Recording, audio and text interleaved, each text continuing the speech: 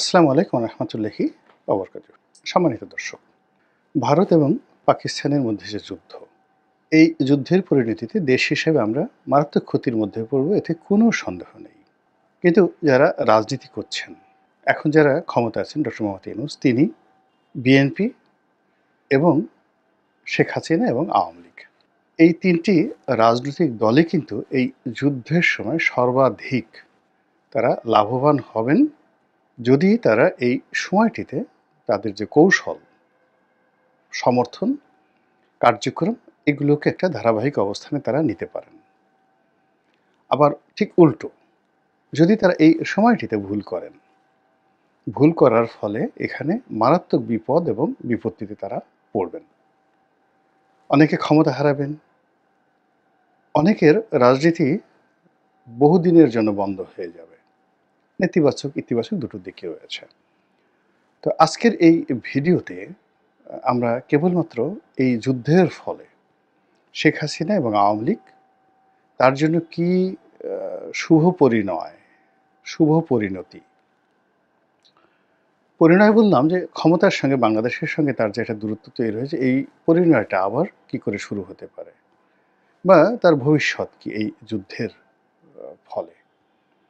কি ভালো হতে পারে, কি মন্দ হতে পারে ইত্যাদি নানা বিষয়গুলো নিয়ে মূলত আলোচনা করব। বিষয়গুলো খুবই স্পর্শকাতর, খুবই স্পর্শকাতর। অনেক বিষয় হয়তো জানি, অনেক বিষয় অনুমান করতে পারি যে এখানে এই জিনিসগুলো হচ্ছে। আবার অনেক বিষয়গুলো যে রাজনীতির যে যোগ বিয়োগ, সেই যোগ বিয়োগের মধ্যে এমনি ঘটে যাবে। এখন এই সময়টিতে আপনি যদি বাংলাদেশের অভ্যন্তরীণ যে সমস্যাগুলো, এগুলোর দিকে একটু নজর করেন গাণিতিকভাবে। প্রথম সমস্যা হলো, প্রশাসনের সব জায়গাতে আওয়ামী লীগের লোকজন রয়েছেন, সামরিক, বেসামরিক সব জায়গাতে, এবং তারা খুবই শক্তিশালী। অর্থনীতির সব জায়গাতে আওয়ামী লীগের লোকজন, তাদের হাতে অর্থনীতি এবং তারা খুবই শক্তিশালী, পলাতক, এবং তারা তাদের সেই অর্থনৈতিক কর্মকাণ্ড বন্ধ করে রাখার কারণে বা তারা ক্ষতিগ্রস্ত হওয়ার কারণে, কিংবা যারা অর্থনীতি চালিয়েছেন বা চালাচ্ছেন এখনও পর্যন্ত আওয়ামী লীগের লোক, যে কোনোভাবে হোক তাদের রং পাল্টে, ভুল পাল্টে, তাদের কারণে পুরো অর্থনীতিটা বেসামাল, অস্থির, নিয়ন্ত্রণহীন হয়ে পড়েছে। প্রশাসন আমরা গত ৯-১০ মাসে এখন পর্যন্ত সোজা করতে পারিনি, এবং এদের সবারই বিভিন্ন রকম গ্রুপ আছে। মানে আওয়ামী লীগের যারা কোলাবরেট ছিলেন বা আছেন এখন পর্যন্ত, তারা সবাই ফেসবুক বলেন, তারপর হোয়াটসঅ্যাপ বলেন, ভোটিম বলেন, নানা রকম যে গ্রুপ আছে দেশে বিদেশে, তারা নিয়মিত একে অপরের সঙ্গে যোগাযোগ করে এই সরকারকে বিব্রত করার জন্য তারা চেষ্টা চালাচ্ছেন। This is the reality of the ground. ২ নম্বর হলো যে শেখ হাসিনাকে ক্ষমতায় আবার বসানো। এটার জন্য ভারত প্ল্যান এ, যে শেখ হাসিনা এবং আওয়ামী লীগ একেবারে বাংলাদেশে ক্ষমতায় বসাবে। এটা ওপেন সিক্রেট। এবং শেখ হাসিনার সঙ্গে নরেন্দ্র মোদীর নিয়মিত যোগাযোগ, এবং কৌশলগতভাবে অজিত দোভাল, যিনি ভারতের পররাষ্ট্র মানে প্রতিরক্ষা উপদেষ্টা, সবচেয়ে ক্ষমতাধর ব্যক্তি নরেন্দ্র মোদীর পর, তিনি যে কথাগুলো বলছেন, কাজ করছেন, যা কিছু করছেন, এবং শেখ হাসিনার সঙ্গে তার একটা নিয়মিত যোগাযোগ, এবং শেখ হাসিনার যে টোন পরিবর্তন হচ্ছে, কথার বার্তার পরিবর্তন হচ্ছে, এবং তিনি যে কর্মকাণ্ডগুলো করছেন, অর্থাৎ বক্তৃতা দিচ্ছেন, ঝটিকা মিছিল করছেন বাংলাদেশে, তারপর তার যে অ্যালাইড গ্রুপ রয়েছে, দাবিদার গ্রুপ রয়েছে, সবার সঙ্গে কিন্তু বিভিন্ন স্তরে যেখানে তিনি দরকার তিনি যোগাযোগ করছেন, যেখানে তার নেতাদের মাধ্যমে যোগাযোগ করলে ভালো হয় সেটা করছেন। এরকমভাবে নানাভাবে তিনি তার কাজকর্মগুলো করে যাচ্ছেন। দ্বিতীয়ত হলো যে একটা প্ল্যান বি করা ভারত, অর্থাৎ আওয়ামী লীগকেই ক্ষমতায় বসানো হবে। তো সেখানে অনেকটা সেই যাকে বলা হয় এরশাদকে ক্ষমতায় আনার আগে যেভাবে বিএনপিকে ক্ষমতায় আনা হয়েছিল ওইরকম, অর্থাৎ এখন যারা আছে তাদের সঙ্গে একটা নেগোশিয়েট করে, বা আগামীতে যারা আসবে তাদের সঙ্গে একটা নেগোশিয়েট করে আওয়ামী লীগকে একটা স্পেস দেওয়া।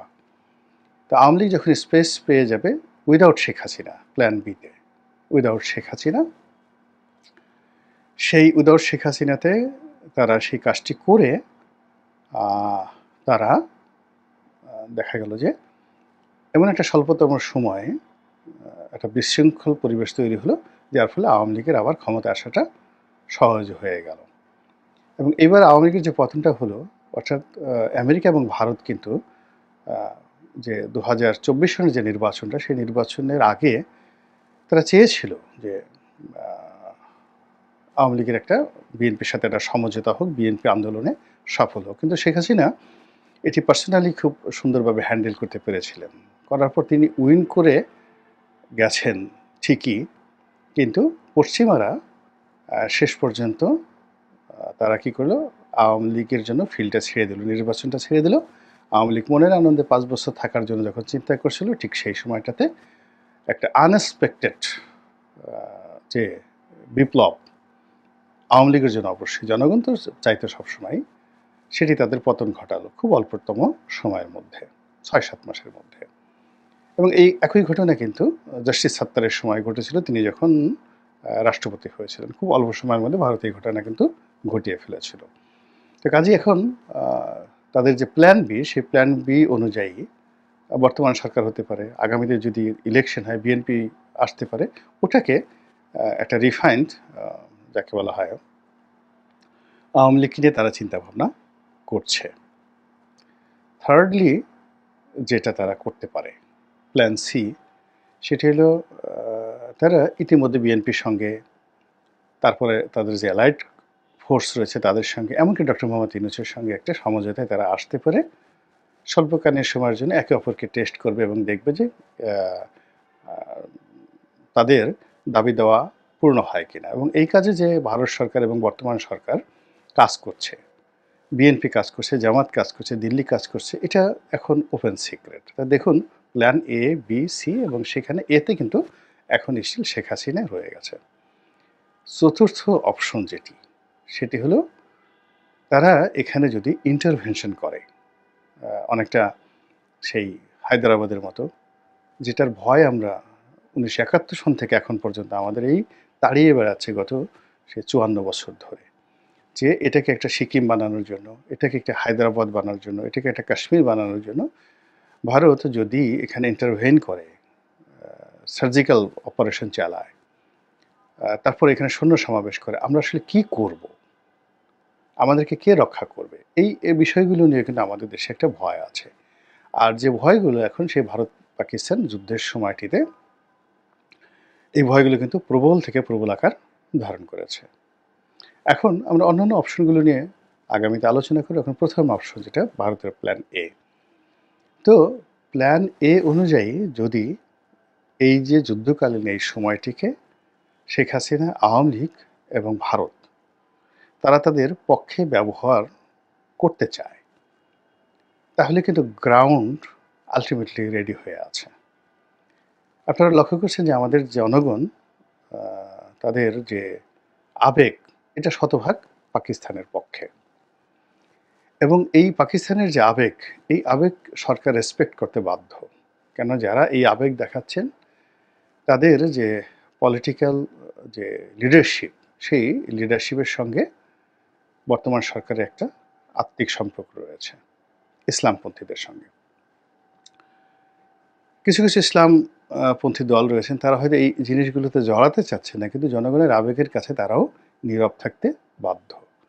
ফলে কি হচ্ছে, ইসলামাইজেশন, তারপরে মুসলিম মিলিটেন্সি, অর্থাৎ মুসলমানদের যে জঙ্গিত্ববাদ, এবং এই যে বাংলাদেশে একটা উগ্রবাদ, ভারত বিরোধী উগ্রবাদ তৈরি হচ্ছে, যারা কিনা প্রো পাকিস্তান ফোর্স, এটাকে বিশ্বের সামনে তুলে ধরা ভারতের পক্ষে কোনো সমস্যাই নয়।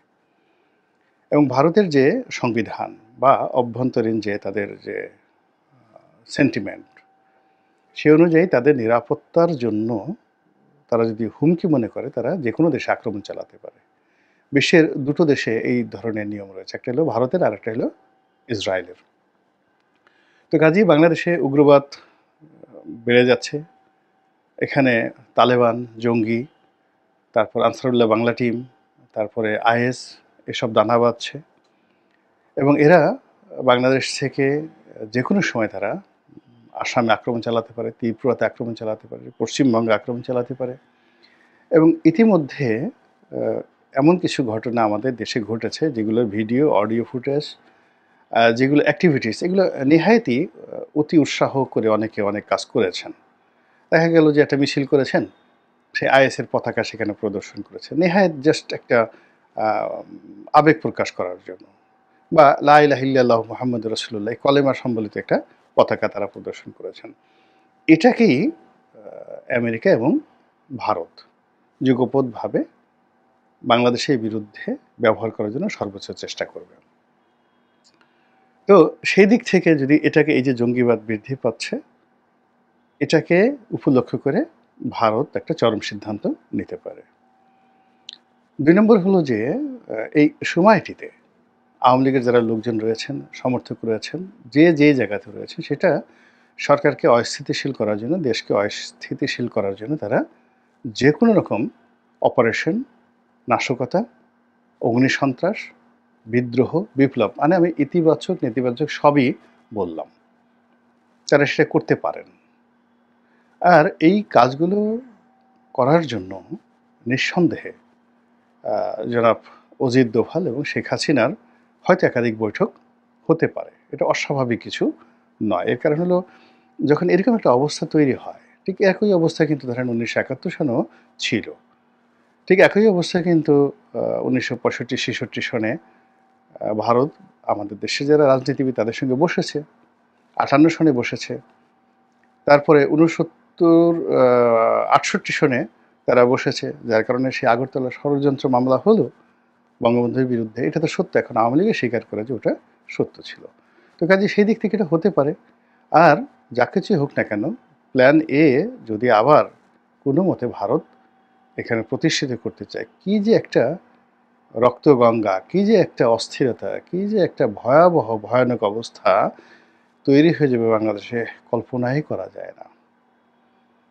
একটু দেখবেন যে পান থেকে চুন খসলে লক্ষ লক্ষ আওয়ামী লীগের যে লোক ১৫ বছর আপনাদেরকে শাসন করেছে, জুলুম করেছে, অত্যাচার করেছে, তারা তাদের আসল মুখোশ নিয়ে যখন বের হয়ে আসবে, তার সামনে ১৫ বছর যারা নির্যাতিত হয়েছে ১৫ সেকেন্ডও টিকতে পারবে না। কাজেই সাধু সাবধান। আল্লাহ আমাদের সবাইকে হেদায়েত দান করুন এবং হেফাজত করুন। আসসালামু আলাইকুম ওয়া রাহমাতুল্লাহি ওয়া বারাকাতুহু।